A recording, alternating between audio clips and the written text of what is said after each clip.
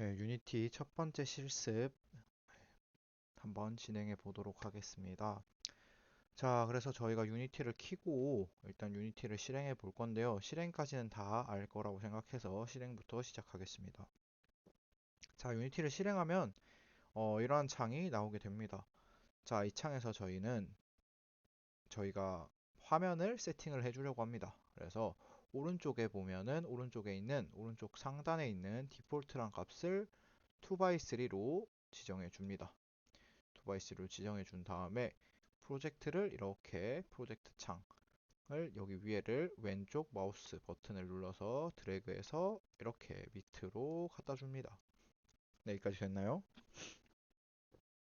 네, 이렇게 하면은 저희가 앞으로 이러한 상에서 우리 게임 개발을 같이 진행을 해 보도록 하겠습니다. 그리고 한 가지 더 왼쪽 위에 상단 바를 보면은 윈도우라는 버튼이 있습니다. 네, 그래서 윈도우 들어가서 제너럴 들어가서 여기 보면은 콘솔이라고 있습니다. 콘솔. 네, 그래서 이것까지 우리는 추가를 해 줍시다.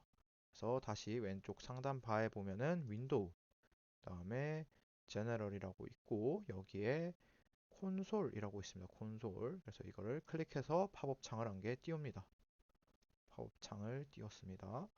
얘도 마찬가지로 왼쪽 마우스 버튼을 클릭한 후 여기 옆에 갖다 드래그해서 넣어둡니다. 그럼 이렇게 두 개의 창이 설정이 된 걸 알 수가 있습니다. 그래서 뒤에 콘솔 창은 나중에 저희가 다음에 한번 어떨 때 쓰는지 설명해 드리도록 하겠습니다. 자, 여기까지 했으면 저희는 지금 기본 화면 설정을 마친 겁니다. 그래서 화면 설정을 마쳤기 때문에 이 화면 설정을 앞으로 지정해 두도록 하겠습니다.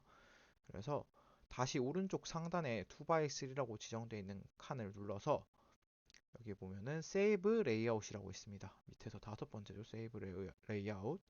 그래서 얘를 클릭한 후 여러분의 학번 801 학번을 클릭합니다. 학번을 클릭한 후 우리가 세이브 버튼을 누르게 되면은 앞으로 여기에 학번이 나와 있는 걸 알 수 있습니다. 그래서 앞으로 언제든 어떤 화면이든 우리가 이 학번 버튼을 누르게 되면은 우리가 세팅해준 화면으로 설정이 되게 됩니다. 자, 첫 번째 화면 설정이었고요. 그럼 앞으로는 화면 설정을 할 필요 없이 뭐만 누르면 돼요? 저희가 학번만 누르면은 이 화면으로 세팅이 되게 됩니다. 자, 여기까지 됐나요? 네, 다음으로 한번 넘어가 보겠습니다. 자, 그럼 첫 번째 실습은 어떤 걸 할 거냐면 우리가 첫 번째 실습은 큐브를 간단하게 움직여 볼 겁니다. 그래서 큐브를 움직여 볼 텐데 큐브를 움직이기 위해서 일단 이 화면에 대한 세팅을 우리가 다 했으니 실제로 뭘 해야겠어요? 큐브를 만들어 볼 겁니다. 자, 큐브를 만드는 창은 우리 여기 가운데 있는 하이어라키 창이라고 합니다.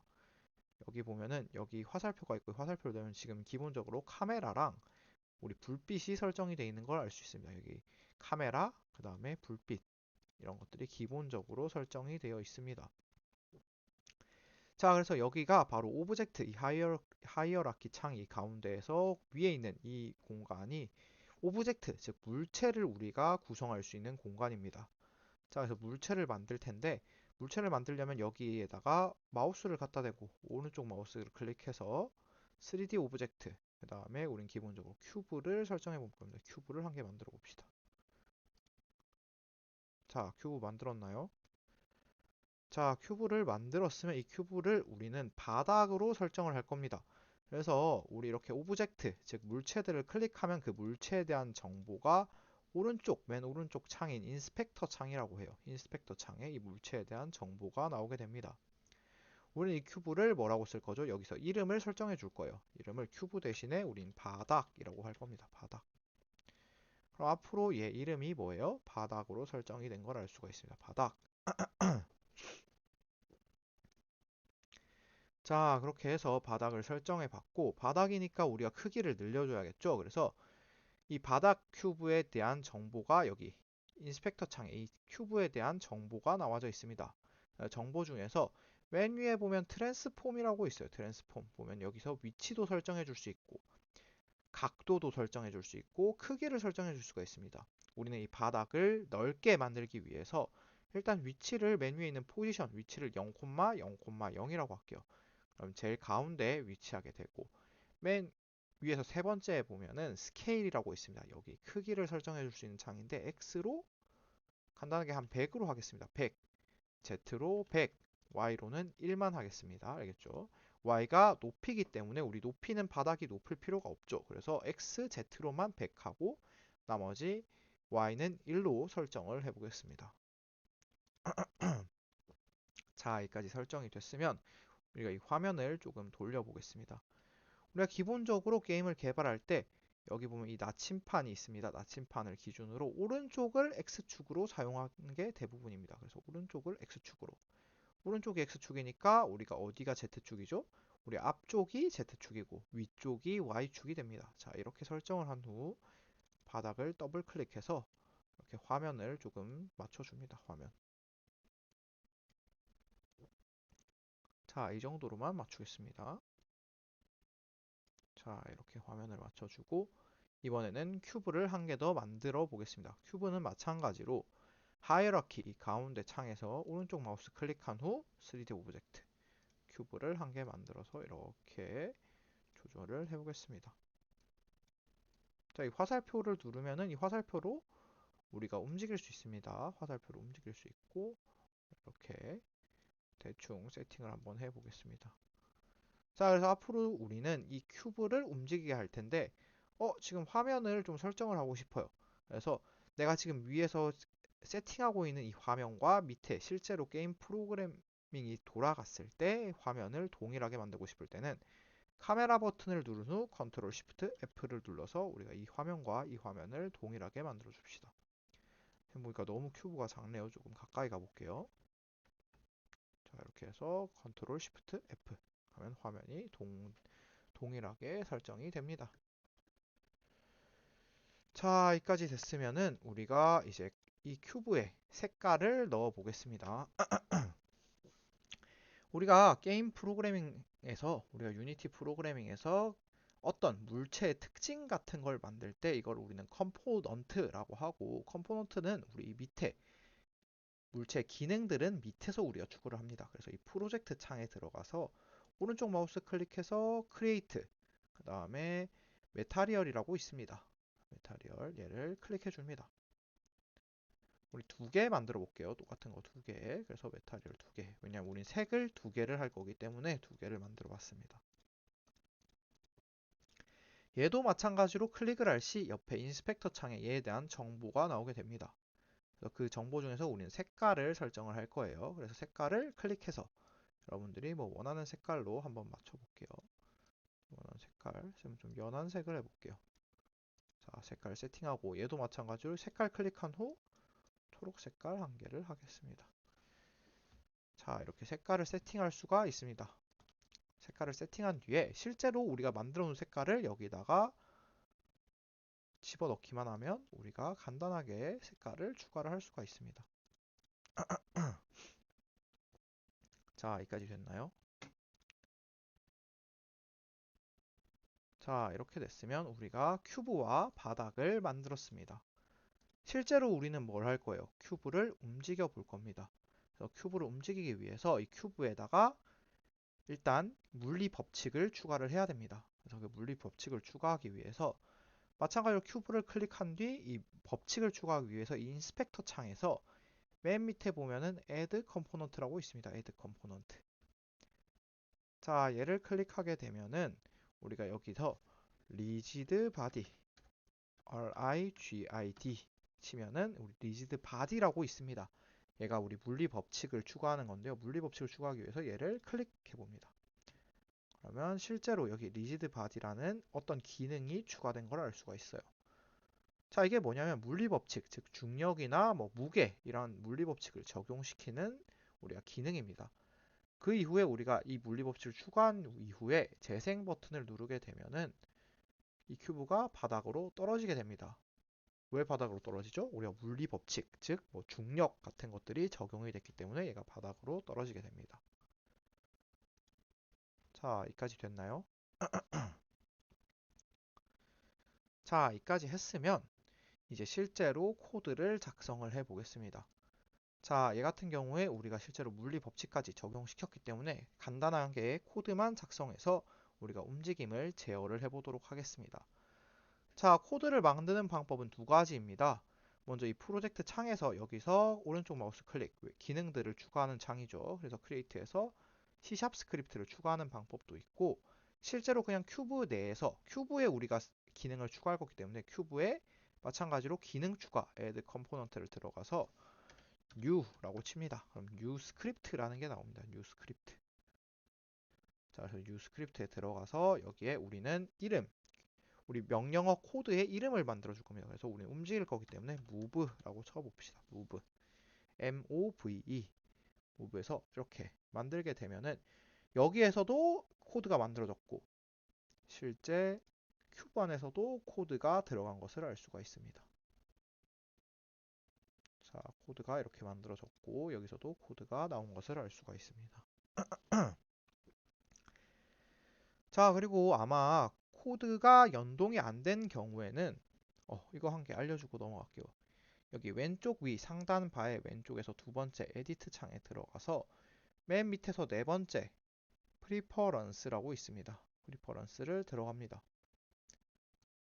자, 여기에 들어가서 external tool이라고 있습니다. 얘가 외부에서 어떤 기능을 쓸 건지를 나타내는 건데 여기 보면은 여기 여러분들이 깐 마이크로소프트 비주얼 스튜디오가 있을 겁니다. 그래서 얘를 클릭해 줘야지 앞으로 코드와 연동이 돼서 자동 완성들이 완료되게 될 겁니다.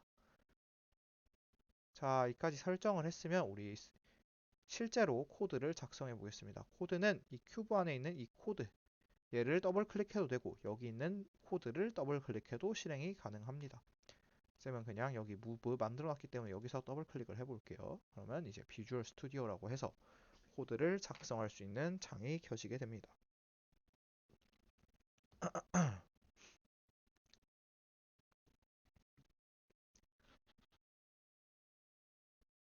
자, 이렇게 켜지게 됐죠. 자, 기본적으로 우리 유징은 기능들을 추가하는 기본 설정입니다. 그래서 기본 설정은 건드리지 말고 간단하게 코드를 같이 작성해 보겠습니다. 자, 우리 기본적으로 크게 스타트와 업데이트가 있습니다. 스타트는 시작하면 단 한 번 실행되는 명령어들을 적어 놓는 곳이고 업데이트는 우리가 항상 실행되는 명령어라고 생각하면 편합니다. 즉 우리 컴퓨터의 게임이 프레임 단위로 돌아가기 때문에 우리가 그 프레임마다 한 번씩 실행시키는 명령어들을 업데이트 안에 적어줄 수 있습니다. 즉 우리는 지금 움직임을 만들 거기 때문에 움직임은 한 번만 실행되고 여러 번 실행돼요. 우리 움직임은 여러 번 실행되죠. 그래서 업데이트에 작성을 하면 됩니다. 자, 작성하기 전에 좀 기본적인 것들을 좀 지우고 선생님이 여기에 작성을 해볼게요. 자, 일단 작성하기 전에 우리가 움직임을 제어하는 변수를 만들어줘야 됩니다. 우리가 물리 법칙을 추가를 해야 되죠. 그래서 우리가 C 언어에서 뭐 int a 하면은 숫자를 저장할 공간을 만들어 줬듯이 우리는 여기 앞에 public 적어볼게요. public rigid body rigid body 여러분 자동 완성을 쓰는 게 편합니다. rigid body 물리 법칙을 추가할 겁니다. rigid body 해서 저는 간단하게 RB라고 해서 한 개를 만들어 둘 겁니다. 자, 우리가 물리 법칙을 써야 되기 때문에 rigid body라는 걸 만들어 놓고 얘 이름을 뭐라고 했어요? RB라고 했습니다. 알겠죠? 마찬가지로 우리가 움직일 때는 속도가 필요하기 때문에 얘도 퍼블릭으로 할게요. 퍼블릭 int 우리 숫자죠. int speed라고 해서 스피드를 기본적으로 한 8로 하겠습니다. 8.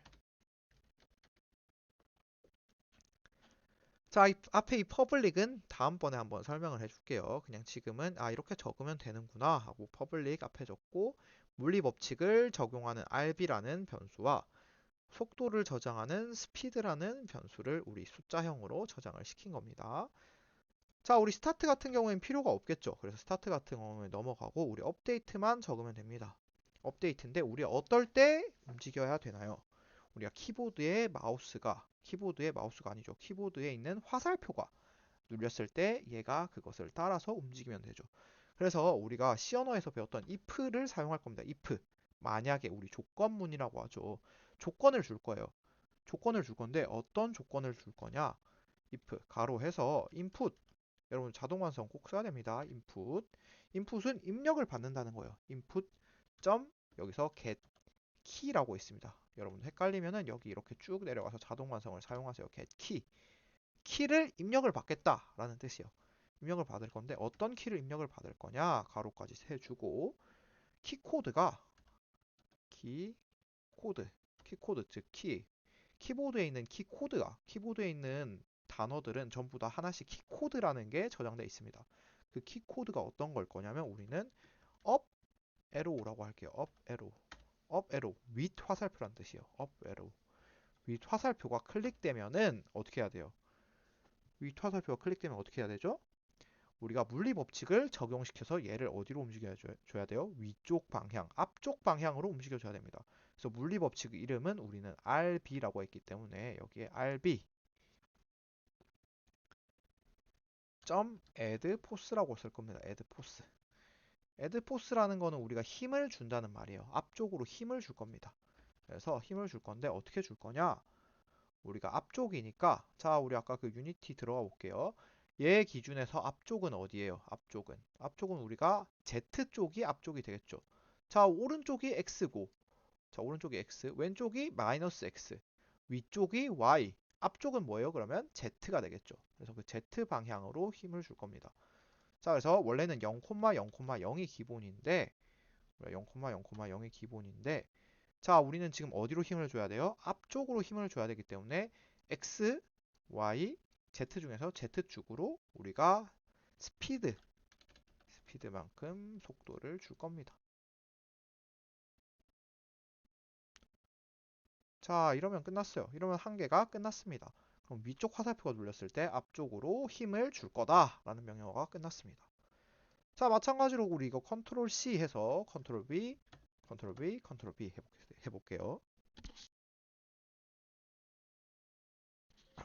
여기까지 됐나요? 됐으면 이제 키만 바꿔주면 됩니다. 우리가 위쪽 방향으로 했으니까 가독성을 위해서 한 칸씩 띄어쓸게요. 위쪽 방향으로 했으니까 어디로 해야 돼요? 아래쪽 방향 다운 에로 다운 에로. 여러분 헷갈리면은 자동 완성 지웠다가 DOWN 치면은 다운 에로가 나옵니다. 그래서 다운 에로. 밑에 방향으로 하면 어디로 가야 돼요? Z축인데 자 볼게요. 자 밑에 방향으로 하면은 우리가 Z축인데 어디로 가야 돼요? 위쪽 방향이니까 Z의 마이너스 Z가 되겠죠. 그래서 스피드에다 앞에다 마이너스를 붙여주면 됩니다. 자 마찬가지로 라이트 에로 오른쪽 라이트 에로는 어디예요?